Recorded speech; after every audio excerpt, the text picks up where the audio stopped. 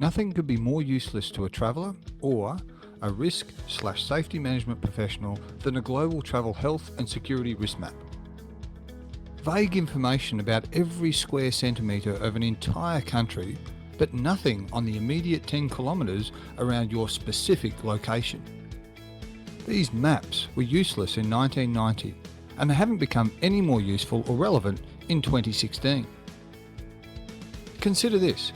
You're in a country deemed as low risk by one of these global travel health and security risk maps. However, you are hundreds of kilometres from a city without access to medical care, no communications, and a serious medical condition without water. Is your current situation low risk?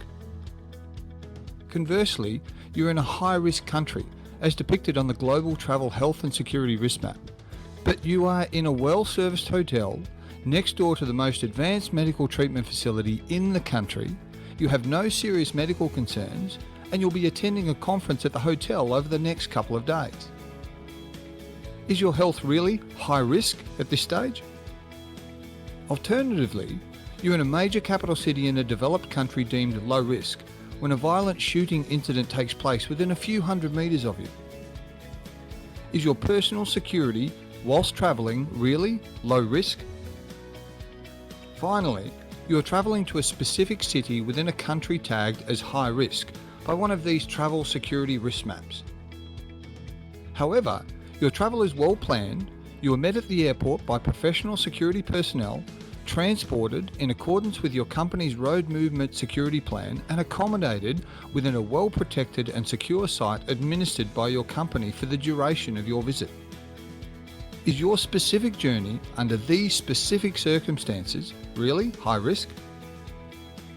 Ask for the specific travel safety risk assessment for you and your journey if you want to know exactly what the prevailing and residual risk is based on the specific identified hazards. These maps, whilst often asked for by some and found all over the internet, have no real value for compliant travel health, safety, security and risk management systems or professionals.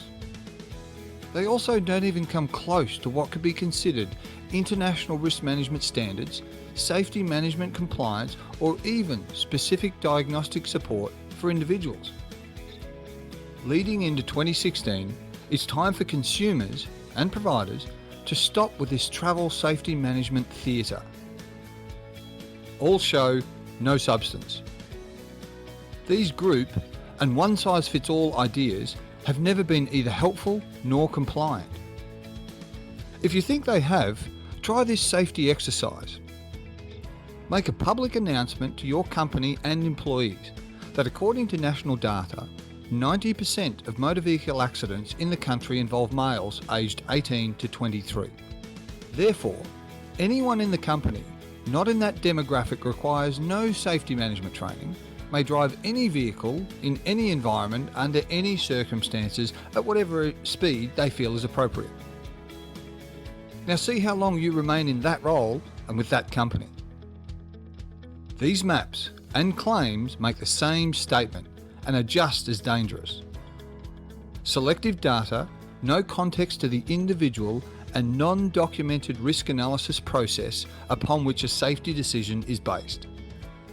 If you still don't believe this to be a valid comparison, prepare your statement for a criminal investigation into safety negligence that led to the death of an employee, where you tell the court and the jury that you used a single map on a piece of A4 paper depicting the entire country as part of a world map to determine the hazard and subsequent risk to all your employees' health and security, regardless of personal circumstances, control measures, or other modifiers.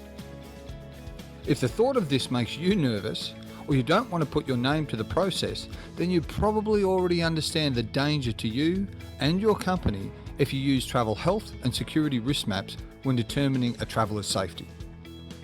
Travel health, safety, security and risk management is a case-by-case process, considering all the relevant and contextual elements specific to the traveller, activity, destination and supporting resources. If you want low, medium and high, check the weather forecast or a government travel advisory site. Neither are fit for purpose or resemble safe work systems as part of a compliant travel safety management program.